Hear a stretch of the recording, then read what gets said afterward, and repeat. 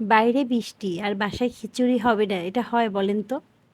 বাইরে বৃষ্টি শুরু হলেই বাসায় কিন্তু খিচুড়ি রান্না করতেই হবে। এটা কিন্তু আমাদের বাঙালির একটা ট্র্যাডিশন হয়ে গেছে, তাই না? আজকে তাই ভাতের চাল দিয়ে খিচুড়ি রান্না করেছি। চলেন কিভাবে খুব সহজে ভাতের চাল দিয়ে খিচুড়ি রান্না করলাম সেই রেসিপিটা আপনাদের সাথে শেয়ার করি। এজন্য পেঁয়াজ কুচি করে নিয়েছি আর নিয়েছি কাঁচামরিচ, দিয়ে দিলাম হাঁড়িতে তেল। এবার পেঁয়াজ আর কাঁচামরিচ একটু ভেজে নেব, যতক্ষণ না পর্যন্ত একটু কালারটা চেঞ্জ হয়ে যায় ততক্ষণ পর্যন্ত পেঁয়াজ আর কাঁচামরিচ ভেজে নেব। সাথে দিয়ে দিলাম একটা তেজপাতা আর দারচিনি, আর দিয়ে দিলাম লবঙ্গ ৩-৪টা। তারপর দিয়ে দিলাম ৪-৫টা এলাচি আমি গুঁড়ো করে নিয়েছি, সেটাও দিয়ে দিলাম। এবার সব কিছু একটু ভালো করে খুন্তির সাহায্যে নেড়ে চেড়ে ভেজে নেব। যখন সুন্দর একটা সুঘ্রাণ হয়ে বের হয়েছে এবং পেঁয়াজটা নরম হয়ে গেছে, তখন এখানে আমি দিয়ে দিলাম চাল আর ডাল। এখানে আমি মসুর ডাল, মুগ ডাল নিয়েছি আর নিয়েছি ভাতের চাল। আর এই চাল ডালগুলো আমি প্রায় ২০ মিনিট ভিজিয়ে রেখেছিলাম। ২০ মিনিট ভিজিয়ে রাখার পর ধুয়ে পরিষ্কার করে পানি ঝরিয়ে নিয়েছি। এবার এখানে দিয়ে দিলাম রসুন বাটা আধা চা চামচ, দিয়ে দেব আদা বাটা আধা চা চামচ।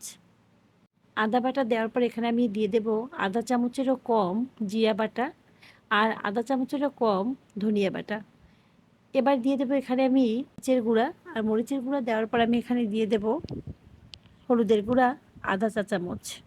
এখানে মরিচের গুঁড়াও দিয়েছি আমি আধা চা চামচ আর হলুদের গুঁড়াও দিয়েছি আধা চা চামচ। সাথে দিয়ে দিলাম ১ চামচ লবণ। এখন সব কিছু খুন্তির সাহায্যে নেড়ে চেড়ে একদম ভেজে নেব, যতক্ষণ না পর্যন্ত মশলার কাঁচা গন্ধগুলো দূর হয়ে সুন্দর একটা সুঘ্রাণ বের হবে।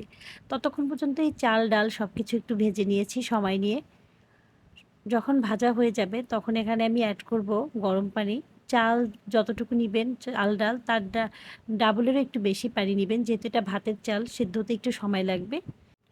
গরম পানি ব্যবহার করবেন, তাহলে খুব ভালো হবে খিচুড়িটা, সেদ্ধ হবে তাড়াতাড়ি। সব কিছু নেড়েচড়ে মিশিয়ে এবার ঢাকনা দিয়ে চুলার আঁচটা মিডিয়ামে রেখে এভাবেই রান্না করব। মিডিয়াম আঁচে রান্না করব। মাঝামাঝি সময় রান্নার ঢাকনাটা খুলে সব কিছু একটু নেড়েচেড়ে আবার মিশিয়ে নেব। এবার চুলার আঁচটা মিডিয়ামের থেকে লো করে দিয়ে আবার ঢাকনা দিয়ে রান্না করব, যতক্ষণ না পর্যন্ত পুরোপুরি পানিটা শুকিয়ে যায়। এবার আমার খিচুড়ির কিন্তু পানিটা পুরোপুরি শুকিয়ে গেছে। চুলার আঁচটা লো করে সব কিছু আবারও খুন্তির সাহায্যে একটু নেড়েচেড়ে মিশিয়ে নেব। এই খিচুড়িটা কিন্তু অনেক বেশি মজা হয়। ভাতের চাল দিয়ে তৈরি করলেও এর টেস্ট কিন্তু অনেক বেশি মজা। বাসায় তৈরি করতে পারেন। সবসময় তো আর বাসায় পোলাওয়ের চাল থাকে না। এইভাবে ভাতের চাল দিয়েও কিন্তু খুব সহজে খিচুড়ি তৈরি করে নিতে পারেন। আর এই খিচুড়িটা অনেক বেশি মজা, ঝটফট হয়ে যায়।